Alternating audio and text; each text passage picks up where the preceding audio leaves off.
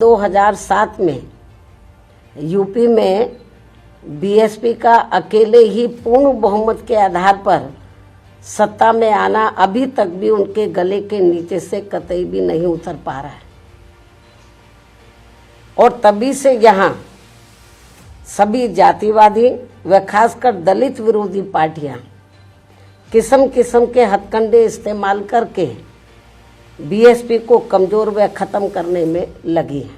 बहुजन समाज के जो भी लोग अपनी पूरी ईमानदारी व निष्ठा से कार्य करते हैं तो उन्हें पार्टी में जरूर आगे बढ़ने का मौका दिया जाए।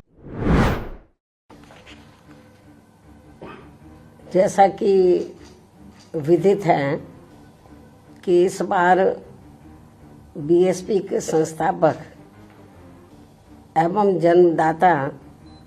मान्यवर श्री कांशीराम जी की जयंती को होली व अन्य त्योहारों के कुछ ही घंटे बीत जाने के बाद दिनांक 15 मार्च को खासकर यूपी व दिल्ली सहित पूरे देश में इनके अनुयायियों ने अपार संख्या में इकट्ठा होकर इसे विभिन्न स्तर पर मनाया है और अपने श्रद्धा सुमन अर्पित किए हैं, जिसके लिए पार्टी उनकी अति आभारी है। साथ ही होली सहित अन्य विभिन्न त्योहारों के बीच इस बार मान्यवर श्री कांशीराम जी की जयंती जिस अति उत्साह व जोश के साथ मनाकर उनके अनुयायियों ने अपनी पार्टी को हर स्तर पर मजबूत बनाने का तथा उनकी एकमात्र उत्तराधिकारी व पार्टी की राष्ट्रीय अध्यक्ष का अपने पूरे तन मन धन से साथ देने का जो संकल्प लिया है, तो उसने पार्टी को मजबूती देने के लिए मेरे हिम्मत व हौसले को कई गुना और ज़्यादा बढ़ा दिया है, जिसे मैं अभी तक की तरह आगे भी अपने जीते जी अपने व्यक्तिगत तथा भाई बहन व रिश्ते नातों आदि के स्वार्थ में कभी भी कमजोर नहीं पड़ने दूंगी। वैसे भी मेरे भाई बहन व अन्य रिश्ते नाते आदि मेरे लिए केवल बहुजन समाज का ही एक अंग है, उसके सिवाय कुछ भी नहीं है। इसके अलावा पार्टी व मूवमेंट के हित में बहुजन समाज के जो भी लोग अपनी पूरी ईमानदारी व निष्ठा से कार्य करते हैं तो उन्हें पार्टी में जरूर आगे बढ़ने का मौका दिया जाएगा और इस मामले में मेरे रिश्ते नाते आदि भी आड़े नहीं आएंगे। यहाँ मैं सावधानी के तौर पर ये भी बताना चाहूँगी कि पिछले कुछ वर्षों से सत्ता व विपक्ष में बैठी सभी जातिवादी सांप्रदायिक व पूंजीवादी पार्टियां बीएसपी के विरुद्ध अंदर अंदर आपस में मिलकर बहुजन समाज की एकमात्र हितैषी पार्टी बीएसपी को किस्म किस्म के हथकंडों के जरिए इसे कमजोर करने की पूरी कोशिश में लगी है, क्योंकि यहाँ जातिवादी पार्टियों को खासकर सन 2007 में यूपी में बीएसपी का अकेले ही पूर्ण बहुमत के आधार पर सत्ता में आना अभी तक भी उनके गले के नीचे से कतई भी नहीं उतर पा रहा है। और तभी से यहाँ सभी जातिवादी व खासकर दलित विरोधी पार्टियां किस्म किस्म के हथकंडे इस्तेमाल करके बीएसपी को कमजोर व खत्म करने में लगी है। इसी प्रकार बाबा साहब डॉक्टर भीमराव अंबेडकर के जीते जी भी इन्हीं जातिवादी पार्टियों ने इनके कारवां को किस्म किस्म के हथकंडे इस्तेमाल करके उसे कमजोर व खत्म करने का पूरा प्रयास किया था, जिसे बाबा साहब ने व बाद में मान्यवर श्री कांशीराम जी ने भी इनके मंसूबों को पूरा नहीं होने दिया है। और अब मैं भी अपने बहुजन समाज के बलबूते पर इनके इस मंसूबे को किसी भी कीमत पर पूरा नहीं होने दूंगी। ये मेरा पार्टी के लोगों को वायदा है, जिसके लिए मुझे अपने बहुजन समाज का हर स्तर पर साथ मिलना भी बहुत जरूरी है। और अच्छी बात यह है कि बहुजन समाज पूरे तन मन धन के साथ अब मेरे साथ खड़ा है, अभी भी खड़ा है।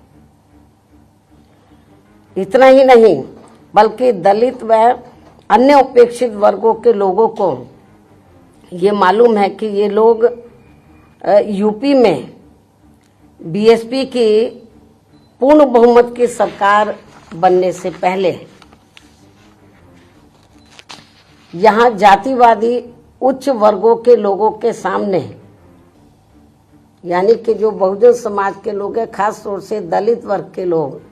यहाँ जातिवादी उच्च वर्गों के लोगों के सामने ना तो चारपाई पर बैठ सकते थे और ना ही उनके बराबर की कुर्सी पर भी बैठने की हिम्मत जुटा सकते थे। लेकिन सन 2007 में बीएसपी की अकेले पूर्ण बहुमत की सरकार बनने के बाद से ये सब अब काफी कुछ बदल गया है। अब ये लोग उनके बराबर में चारपाई व कुर्सी आदि पर भी पूरे सम्मान के साथ बैठ सकते हैं। ये जो बहुजन समाज के लोग हैं, यही है वास्तव में यहाँ सही सामाजिक परिवर्तन। यही है वास्तव में यहाँ सही सामाजिक परिवर्तन, जिसे मेरे नेतृत्व में बनी बीएसपी की सरकार ने लाया है। लोग सामाजिक परिवर्तन की बहुत बात करते हैं, लेकिन उसको धरातल पे कभी उतारते नहीं हैं। लेकिन मेरे नेतृत्व में सन 2007 में जब अकेले पूर्ण बहुमत की सरकार बनी, तो इसे मैंने धरातल पे उतारा है, जिससे यहाँ यूपी में हमारे संतों, गुरुओं व महापुरुषों का काफी हद तक सपना साकार हुआ है, जिसकी वास्तव में पूरी देन मान्यवर श्री कांशीराम जी की है। और ये सब यहाँ समाज में परिवर्तन लाने के मामले में इतिहास के पन्नों में जरूर लिखा जाएगा। इसके साथ ही बीएसपी की सरकार ने ही यहाँ यूपी में इन वर्गों के लोगों को, यानी कि बहुजन समाज के लोगों को काफी हद तक अपने पैरों पर खड़ा किया है। अपने संतों, गुरुओं व महापुरुषों को भी विभिन्न स्तर पर पूरा आदर सम्मान दिया गया है, जिसे लोग कभी भी नहीं भुला पाएंगे। लेकिन ये सब यहाँ सभी जातिवादी पार्टियों के गले के नीचे से अभी तक भी नहीं उतर पा रहा है। इसलिए अब वे इन वर्गों में से स्वार्थी किस्म के लोगों को आगे करके उनके जरिए विभिन्न नाम पर अनेकों छोटे छोटे संगठन व पार्टियां आदि बनवा के बीएसपी की इस ताकत को बांटकर इसे कमजोर करने में लगे, जिनसे बहुजन समाज के लोग जरूर सचेत रहे। यही समय की मांग है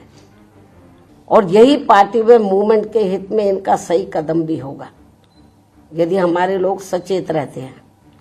इसके अलावा यहाँ मैं ये भी कहना चाहूंगी कि देश के प्रधानमंत्री बीच में अपनी खुद की गरीबी का तो जरूर उल्लेख करते रहते हैं, लेकिन इन्होंने दलित व अन्य उपेक्षित वर्गों के लोगों की तरह यहाँ कभी भी कोई जातीय भेदभाव नहीं झेला है, जो ये सब हमारे संतों, गुरुओं व महापुरुषों ने समय समय पर झेला है,